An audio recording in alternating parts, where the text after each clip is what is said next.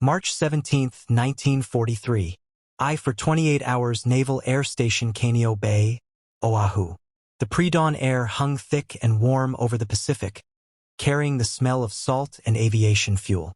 Lieutenant Commander James Harold stood on the concrete ramp, watching his crew file toward the massive consolidated PBY Catalina, designated Cat 7. The flying boat sat half submerged in the calm water, his parasol wing invisible in the darkness, hull reflecting the few lights that hadn't been blacked out. Behind him, aviation machinist's mate, second-class Robert Mackenzie, hefted his sea bag through the waist hatch. Inside that bag, 3 changes of underwear, a razor, his letters from home, and enough personal effects for what the operations officer had clinically described as an extended maritime patrol. Extended. The Navy had a gift for understatement. They would be airborne for 31 hours. 31 hours in a machine that was part airplane, part ship, part floating barracks. 31 hours over an ocean so vast that entire fleets could disappear into its emptiness. At 0445, the twin Pratt & Whitney R-1830 engines coughed, backfired, then roared to life with a sound like continuous thunder. 2,400 horsepower shaking the hull, sending vibrations through the water that could be felt 100 yards away. Harold advanced the throttles. The Catalina began its takeoff run, hull slamming against the swells, throwing spray across the windscreen until that singular moment when water released its grip and the aircraft climbed into darkness. Behind them, the lights of Hawaii disappeared. Ahead lay 3 million square miles of ocean and an enemy that hunted beneath the waves. What Harold and his crew didn't know, what none of the patrol squadrons scattered across the Pacific could have known, was that they were fighting the longest battles of the war in the most unusual weapon system ever created. Not a bomber, not a fighter, something unprecedented. An aircraft with bunks for sleeping, a galley for cooking, and a toilet. An aircraft designed not for speed or firepower, but for something far more demanding. Endurance. The ability to remain airborne across spans of time that exceeded human capacity for sustained attention. That tested the limits of mechanical reliability. That required men to eat, sleep, and fight while suspended between sky and ocean for longer than most bomber crews spent in an entire week of missions. This is the story of how America built a flying ship and asked ordinary men to live inside it for days at a time, hunting an invisible enemy across an incomprehensible vastness. The Japanese had been certain of one thing when they struck Pearl Harbor. The Pacific was theirs. Its distances were their greatest defense, its emptiness their shield. American carrier groups could strike, but they couldn't maintain presence. American submarines could hunt, but they operated blind, relying on chance encounters in waters where the odds of finding an enemy ship approached lottery-level improbability. An American patrol aircraft, those few lumbering PBY Catalina stationed at scattered bases, had neither the range nor the endurance to threaten Japanese control of the vast ocean. The mathematics seemed irrefutable. The Pacific Ocean covered 63 million square miles.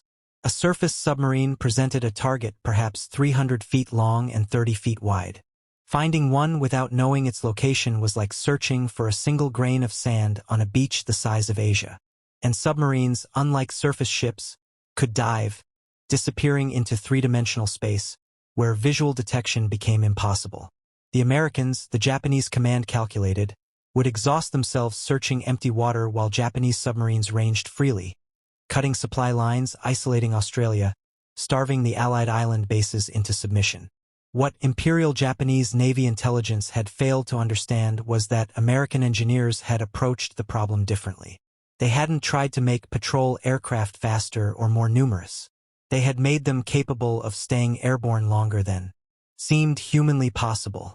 And in that endurance lay a weapon the Japanese had never anticipated.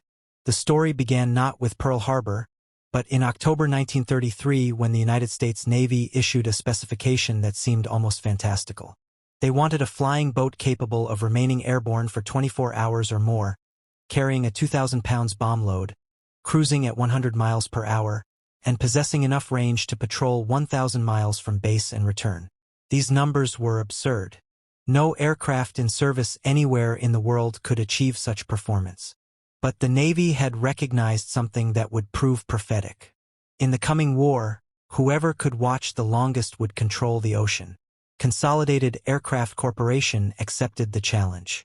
Chief designer Isaac Mlin Laden understood immediately that achieving extreme endurance required solving a problem no one had seriously addressed. The crew would become the limiting factor. Men could not maintain alertness or operational effectiveness for 24 hours without rest, food, and basic sanitation. The aircraft would need to become a flying habitat. The XB-31 that first flew on March 21, 1935 from Hampton Roads, Virginia was unlike anything that had taken to the air before. Its deep hull provided not just buoyancy, but internal volume. The high parasol wings supported by streamlined pylons cleared the engines well above the water spray. Most revolutionary was the interior. Laden had designed crew facilities into the aircraft itself. A small galley with an electric hot plate. A chemical toilet crude but functional. Canvas bunks that folded down from the hull walls. Enough internal volume that men could move about, change positions, relieve each other at stations. The PBY Catalina was not just an airplane. It was a flying barracks where men could work and live for longer than the human body was designed to endure continuous operation. Production began in 1936. The Navy ordered 60 aircraft that June. By December 1941, over 600 were in service. The type would ultimately become the most produced flying boat in history with approximately 300 built. When the Japanese struck Pearl Harbor, they destroyed battleships and fighters. But scattered across the Pacific were dozens of Catalinas. Ugly and slow and utterly unsuited for the kind of warfare the Japanese expected. What the Japanese didn't understand was that these aircraft would wage a different kind of war. A war measured not in minutes but in days. Step inside a PBY Catalina and you entered a world that defied conventional understanding of what an aircraft could be. The hull, 63 feet long with a 16-foot beam at its widest, contained everything needed to sustain human life at altitude for 30 hours or more. Every cubic foot served multiple purposes. Engineering efficiency born of absolute necessity. Through the waste blister hatch, you found yourself in the central operations compartment. To starboard, the radio operator station surrounded by equipment that would have filled a room in a ground station. All miniaturized and shock-mounted for flight. Multiple receivers and transmitters capable of communicating across thousands of miles. The radio men worked in a nest of vacuum tubes, condensers, and coils that required constant adjustment. Atmospheric conditions degraded signals. Tubes failed. Connections worked loose. The equipment was temperamental, power-hungry, and absolutely essential. Without it, the aircraft became isolated, cut off from any possibility of rescue if things went wrong. Directly after sat the galley. To call it a galley was generous. A single-burner electric hot plate, several insulated containers for coffee and soup, storage lockers containing sea rations, canned goods, bread, whatever fresh food could be loaded before departure. No refrigeración. The food situation was basic but revolutionary. Hot food and drink maintained morale and provided energy during missions that stretched across multiple meal cycles. Men heated canned stew, brewed coffee that grew progressively more bitter. As the hours wore on, made sandwiches from bread that dried and curled in the thin air. After 20 hours aloft, everything tasted like cardboard. But the ability to eat it all, to have hot coffee at 2 a.m. during our 18 of a patrol, made the difference between men who could function and men who collapsed from exhaustion. The toilet, located after the galley in a small compartment, was crude but essential. A chemical toilet, similar to those used in early trains and aircraft, requiring careful maintenance and creating an odor that became legendary among Catalina crews. Men joked that you could navigate to a PBY in the dark just by following your nose. But this single amenity made extended missions survivable. Bomber crews over Europe used relief tubes. Fighter pilots had bottles. Patrol plane crews had an actual toilet. In a 31-hour mission, this wasn't luxury. It was operational necessity. The crew rest area featured canvas bunks along both sides of the hull in the waist section. 4 to 6 narrow cots, depending on configuration, positioned where every vibration from the engines transmitted through the structure. Sleeping on them while the aircraft flew was like trying to sleep on a running diesel locomotive. The noise was relentless, the vibration constant, yet exhausted men could and did sleep there, catching precious hours of rest during the long watches. The unwritten rule was absolute. If a man was in a bunk, he was off duty. No one disturbed a sleeping crewman except in emergency. Sleep rotation was not suggested.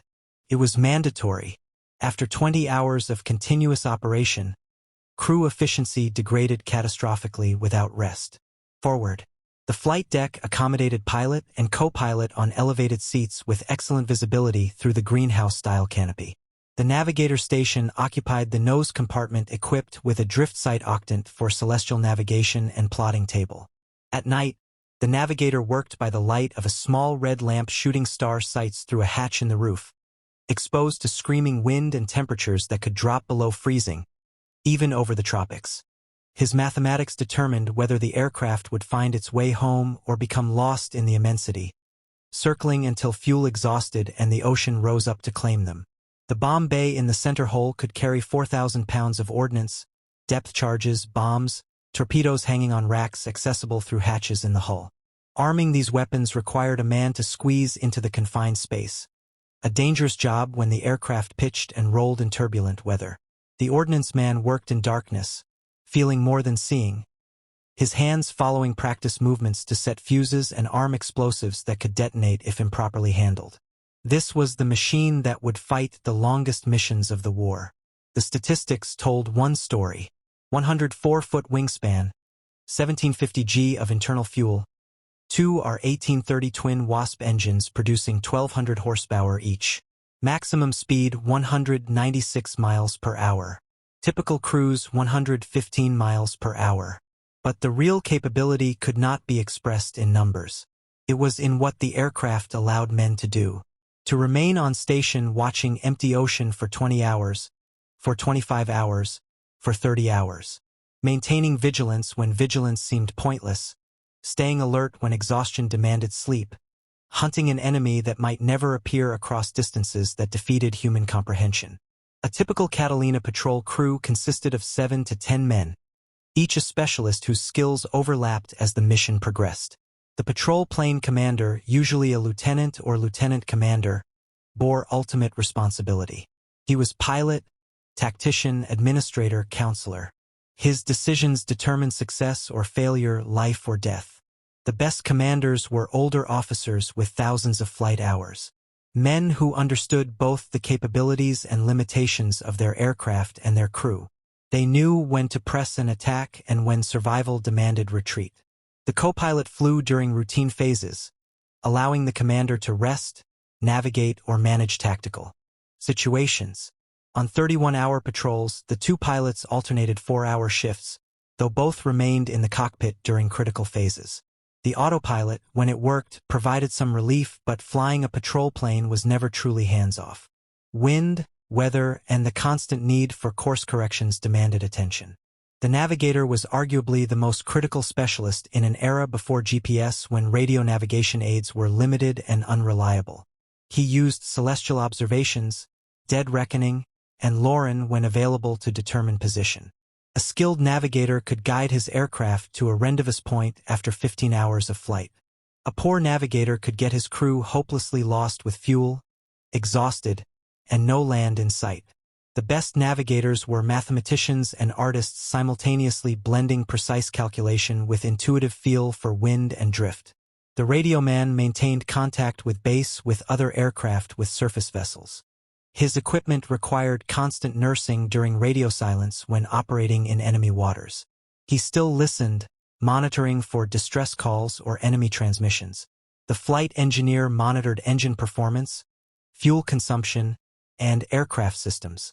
He could diagnose problems by sound and vibration, adjust mixture, and RPM to maximize range, often repair failures in flight. His fuel calculations determined whether they reached base or ditched at sea. The ordnance man prepared and released weapons. The gunners manned waist positions and bow turret, scanning for enemy aircraft and submarines. In the early Pacific War, before long-range fighter escorts, the gunners were the crew's primary defense. Their vigilance determined survival. Between these specialists flowed a rotation system that kept the aircraft functioning across time spans that defeated normal human endurance. Men not actively on duty attempted sleep, prepared food, or simply rested. On truly extended patrols lasting more than 24 hours, crew efficiency degraded severely without sleep rotation. Fatigue, impaired judgment, slowed reactions, increased accident risk. The bunks were not luxury. They were tactical necessity. The galley was not comfort. It was fuel for human engines that had to run far longer than they were designed to operate. The primary mission was anti-submarine warfare. And in this role, the PBY proved devastatingly effective through a combination of endurance and tactics that Japanese submarine commanders had never anticipated. A typical patrol began with a sector assignment, often measuring hundreds of square miles of ocean. The search pattern varied by mission, box patterns, expanding squares, barrier patrols. The goal was coverage, ensuring every square mile received observation. Flying at 1,000 to 3,000 feet provided the best compromise between visibility and fuel economy. The patrol commander adjusted altitude based on weather, intelligence, and tactical situation.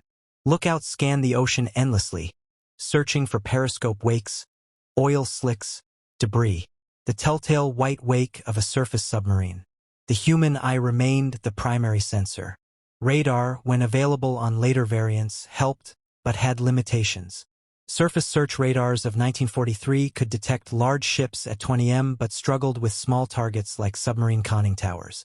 When a submarine was sighted, the window for attack was brutally short. A submarine could submerge in under 60 seconds.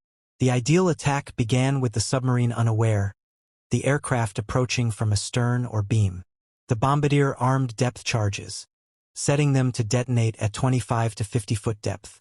The pilot descended to 50 feet above the water to minimize weapon dispersion. The release depended on speed, altitude, submarine maneuvers. Depth charges fell in a stick, space to straddle the submarine's probable position. When properly executed, underwater explosions created pressure waves that crushed pressure holes, but submarines fought back with 20 mm and 25 mm anti-aircraft guns. Many Catalinas returned with battle damage. Some never returned at all. Between contacts, patrols were exercises in monotony. Hours passed with nothing visible but ocean and sky. Crews fought boredom, fatigue, the hypnotic effect of staring at endless water. They rotated watch, prepared meals, conducted maintenance, tried to sleep. The bunks saw constant use. Men grabbing rest against the moment when action demanded peak performance. Then came the black cats. Beginning in late 1942, specialized Catalinas were painted matte black overall and sent hunting at night. Japanese submarines surfaced after dark to run diesel engines and recharge batteries. They believed darkness protected them. They were wrong. The black cat procedure began with radar contact at 8 to 12 m. The pilot closed using radar guidance, maintaining WWI 500 feet. The submarine, visible only as a dark shape against slightly lighter ocean, had no warning. The Catalina descended, lined up, released depth charges before the submarine crew knew an aircraft was present. Throughout 1943 and into 1944, these night attacks proved devastatingly effective. Japanese submarines found themselves hunted in darkness by aircraft they could neither see nor escape. The psychological impact was severe. Submarine crews became exhausted, unable to surface safely even at night.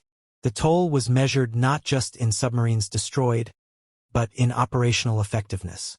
Strangled, Japanese boats spent excessive time submerged, consuming battery power, reducing range, achieving far less than their capability suggested. The PBY didn't have to sink every submarine. It just had to make the ocean unlivable for them.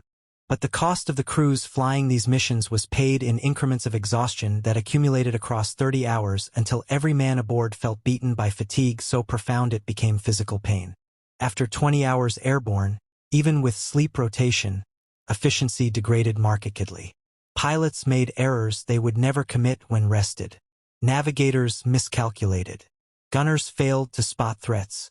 The noise was relentless, the vibration continuous, the temperature extremes challenging. At altitude, temperatures dropped below freezing. At low level in the tropics, the interior exceeded 100 degrees. Men shivered through high-altitude portions, then sweated through low-level searches. The food situation, while better than most combat aircraft, remained far from adequate. After 20 hours, everything tasted like cardboard. Coffee became bitter and undrinkable. Fresh food spoiled. Men forced themselves to eat for calories, not enjoyment. The toilet created odor that permeated the aircraft. The lack of privacy was another indignity endured. Sleep in the bunks was fitful. The narrow CS offered little comfort. Engine noise and vibration made deep sleep nearly impossible. Men dozed, waking repeatedly with aching bodies and minds that felt as exhausted as when they lay down. The psychological strain was perhaps worse than physical. Hours of staring at empty ocean induced hypnotic states where alertness degraded dangerously. Lookouts found themselves staring without seeing, minds wandering, even as eyes pointed correctly. This trance-like state was dangerous. Submarines surfaced and dived within minutes. Inattention could miss the only opportunity for engagement. Fear was constant but suppressed. Engine failure over the Pacific meant ditching with uncertain rescue. Enemy fighters could appear without warning. Depth charges occasionally hung up or detonated prematurely. Men carried this fear silently because showing it undermined crew morale. Some men broke under the strain. Combat fatigue appeared among patrol plane crews. Men became unable to fly, developing mysterious ailments or suffering psychological crisis. The Navy reassigned them to ground duties without stigma. The war needed experienced men, even if they could no longer fly combat. The worst moments came when aircraft failed to return. When crews didn't report at expected times. When radio contact was lost and search aircraft found nothing. The Pacific swallowed men and machines without trace. Yet they kept flying. Mission after mission, patrol after patrol, 20 hours, 25 hours, 30 hours. The longest documented operational flights were the Qantas Double Sunrise commercial services between Perth and Ceylon during 1943 to 1945, which regularly lasted 27 to 33 hours with specially modified Catalinas carrying 1,888 gallons of fuel, 271 crossings. The longest commercial flights in aviation history by duration. Not military missions, but proof that with proper fuel management and crew endurance, a Catalina could remain airborne for longer than seemed humanly survivable. The impact of these patrols cannot be quantified simply. American patrol flying boats flew over 350,000 combat sorties during World War II. They destroyed over 40 enemy submarines. They rescued more than 4,000 downed air crews and shipwreck survivors. They provided reconnaissance that shaped naval strategy. But numbers cannot capture what was accomplished. Every 31-hour patrol was a small war. Crews departed not knowing if they would return. They faced mechanical failures that could end in ditching. They battled weather that could tear aircraft apart. They hunted enemies who fought back. And they did all this while managing human needs of food, rest, sanitation in a machine never designed for such extended habitation. The flying boat with bunks, galley, and toilet represented a philosophy of warfare that recognized human limitations and accommodated them. The designers who included crew facilities were not being soft. They were being practical. Men could not maintain combat effectiveness for 30 hours without basic provisions. This recognition, unusual in an era when military thinking often treated soldiers as expendable, created a weapon system more effective than specifications suggested. The PBY was not fast, not heavily armed, not glamorous, but it could stay on station longer than any other aircraft, and that endurance translated directly into battlefield effectiveness. August 15, 1945, Canio Bay. The sun was setting when the last patrol landed. The war was over. Japan had surrendered. Crews who had flown together since 1943 climbed out in silence, having logged thousands of combat hours, survived engine failures, enemy fire, and more 30-hour patrols than anyone counted. Within months, most Catalinas would be scrapped or sold as surplus. The era of the long patrol was ending. Jet aircraft and advanced radar would make maritime surveillance faster. The need for crews to spend 31 hours aloft living in their aircraft like sailors in a ship would fade into history. But something profound had been proven. That human endurance could match mechanical endurance. That crews could function effectively across time spans military planners had considered impossible.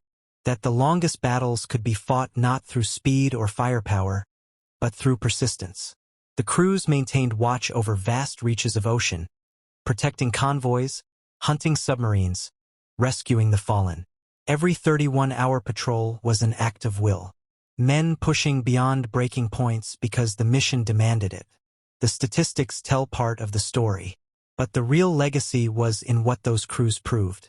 That maritime patrol could be sustained across previously impossible time periods.